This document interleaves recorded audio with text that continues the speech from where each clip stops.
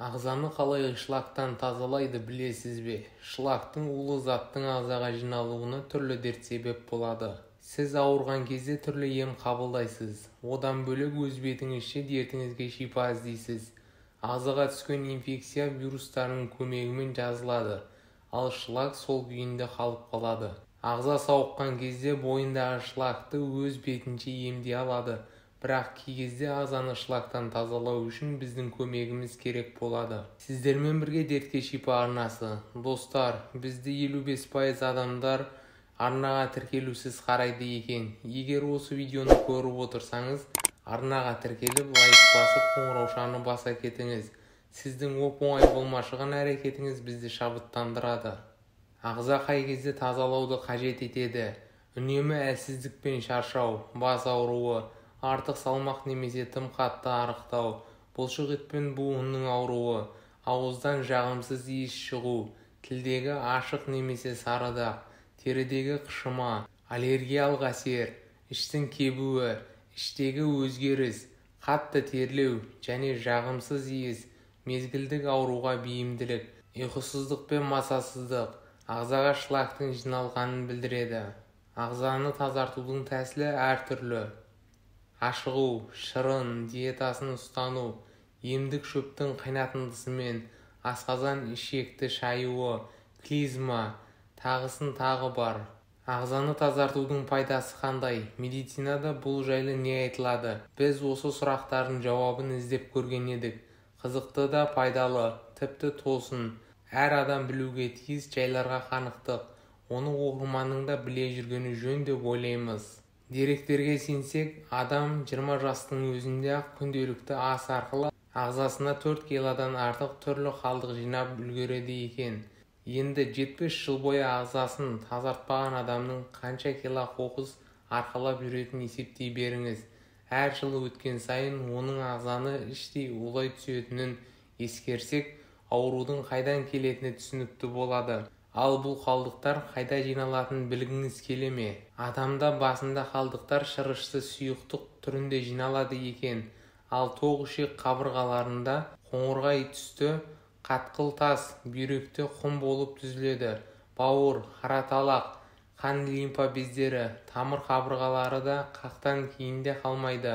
Соңғы аталған ағза бөлігіндегі қоқыстар жағымсыз иіс бөледі. Қалдықтар көбейген сайын ағза мүшелері жұмысында қиындықтар туындайды. Осы қалыпсыздық салдарынан адамды түрлі ауруларға айналдырады. Сондықтан белгісіне қарай қалдықтың қай тұста көбірек екенін анықтап, оны жүйелі түрде тазартып тұрғанның пайдасы өте көп. Енді осы жағына тоқталайық. Ішекті тазалау. Мамандар ағзаны қалдықтардан құтқару үшін алдымен ішекті тазарту керектігін айтады. Өйткені ішек қарын жолы адам ағзасындағы тазартудың басты жолы. Медицина тарихында ішек пен қарыннан 4-5 килоға дейін қалдық шыққан кез болған. Ішек қабырғалары қақтан тазарған соң адам тұтынған астағы витамин, минералды молынан сіңіре бастайды. Ас қорытуы жақсарады. Содан иммундық жүйенің көтерілуі, сергектік, бойдағы жеңілдік, қимыл қозғалыстың жеңілдігін айқын сезіне бастайсыз. Адам реңі тазарып, тері түсінің жақсаруы, кейбір жақтардың майда әжімдердің жойылуы байқалады. Шаш пен тырнақ, тіпті тіске де оның пайдасы көп. Ауыздағы жағымсыз иіс жоғалады. Бауырды тазалау. Екінші кезек, бауырдыңқы. Оны тазалау қанды тазалаумен тең. Бұл әдіс майда қан тамырлары қабырғаларында қақтан арылтады. Яғни холестерин түйінділері жойылып, қан айналымы жақсарады. Қаныңыз тазарып, қан айналымы ретке келгеннен соң жарым-жартылай жұмыс істеп жатқан клеткаларға да жан бітіреді деген сөз. Алғашқы сәтте ақ терідегі түрлі қоңырқайдақтар, кейбір безеу бөртпе жойылады. Өзіңізді жеңіл, тыныққандай сезінесіз. Күш-қуаттың артуы, белсенділік, көңіл күйдің көтерілуі өмірге жаңадан келгендей әсер береді. Бүйректі тазалау. Ендігі кезек бүйрекке бұйырсын. Оны тазарту ағзадағы су тепе-теңдігін сақтауға көмектеседі. Артық тұздың зәрмен шығып кетуі де бүйрек жұмысына байланысты. Ал бүйректің қоқысқа толы ағзадағы суы іркіліп, көз айналасы, аяқ-қол, мықын қуысындағы ісік белгілерімен білінеді. Қан қысымы да, бүйрек қызметіне қатысты, үздіксіз шаршау, еңсеңді көтере алмай, өзіңді ауыр сезіну.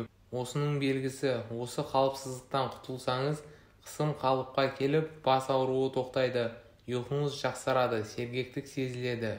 Буындарды тазалау. Буынға негізінен тұз жиналатыны мәлім. Содан оның сырқырауы, қақсауы, иіліп бүгілудің қиындауы бастайды. Белім кілт ете қалды. Әдетте, яғни радикулитте болады. Тазартқан соң келмеске кетеді. Бүкіл ағзаңызда рахат, бір жеңілдік пайда болады. Қан тамырларын тазалау. Бұл ағзаны тұтастай жақсартумен жаңартудың төте жолы. Қан тамырлары қабырғаларында холестерин түрінде жинақталады. Содан тамырға таралып, айналым реті бұзылады. Ол қан қысымы, жүрек қалыпсыздығы, бүйректің созылмалы сырқаты, созылмалы шаршауға себеп. Өзге де ағза мүшелерінің жұмысын бұзады.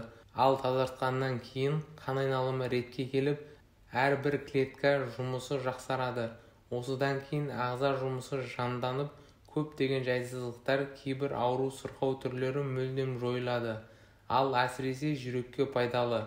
Шаш, тырнақ, тіс сүйектері беки түседі. Өйткені олар клетка жаңаруымен қан арқылы жеткен барлық витаминді жақсы сіңіретін болады. Ағзаны тазалауға қалай дайындаймыз? Шлак пен улы зат түрлі ағзаға жиналады.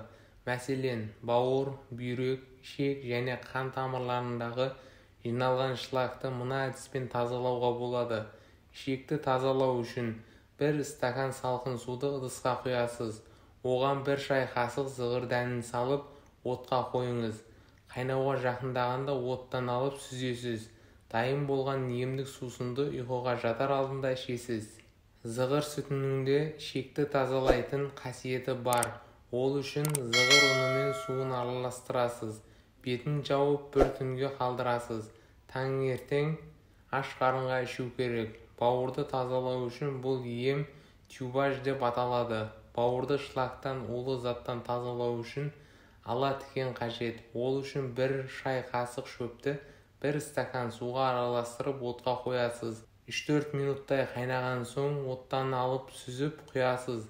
Дайын болған тұнбаны түскі тамақтан соң 1 сағаттан соң ішесіз. Емді 1 ас қасықтан қабылдау керек. Бүйректі тазалау үшін, бұл ағзадағы шлакты шығару үшін сельви, шалфи, лаванда, жалбыз, яғни мята, розмарин шөптердің майы қажет болады. Оның бірнеше тамшысын 1 стакан таза суға араластырып ішесіз.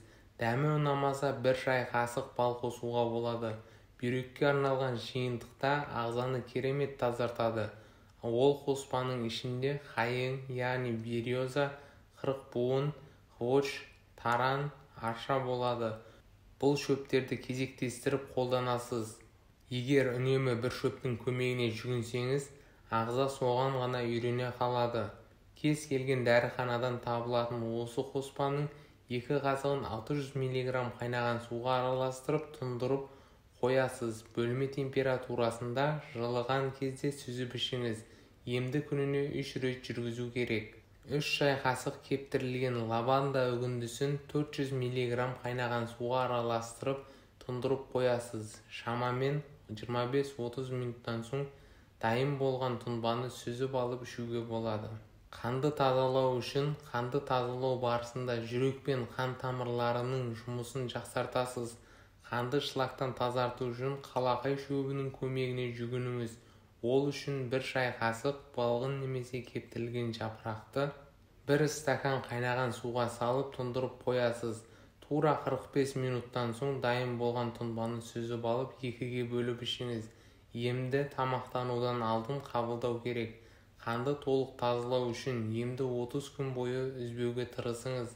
Қанды тамырды тазалау үшін бірдей көлемде мыңжапырақ, түймедақ, яғни ромашка, қалаубас, бессмертник пен қайын бүршігін араластырып шыны ыдысқа салып қойыңыз. Шыны ыдысының 2 ас қасығын 500 мг қайнаған суға салып бетін жауып қоясыз. Шамамен 20 минуттан соң Шамамен 20 минуттан соң дайын болған тұнбаны сүзіп алып ішесіз. Татымы ұнамаса бір шай қасық бал қосуға болады. Емдік сусынды ұйқыға жатар алдында қабылдау керек. Bir шай қасық беденені бір стакан қайнаған суға салып, ыдысымен ыстық суға салып қоясыз. 5 минуттан соң ыдыстың бетін жауып, 40 минут тұндырып қойыңыз. Осы уақыттан соң тұнбаны сүзіп алып бір қасықтан ішесіз. Емді әр тамақтанудан алдын қабылдау керек.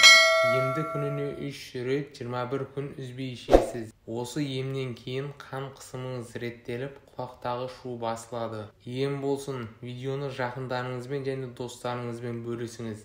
Келесі видеода кездескенше сау саламатта болыңыздар, ауырмаңыздар, дендеріңіз сау болсын.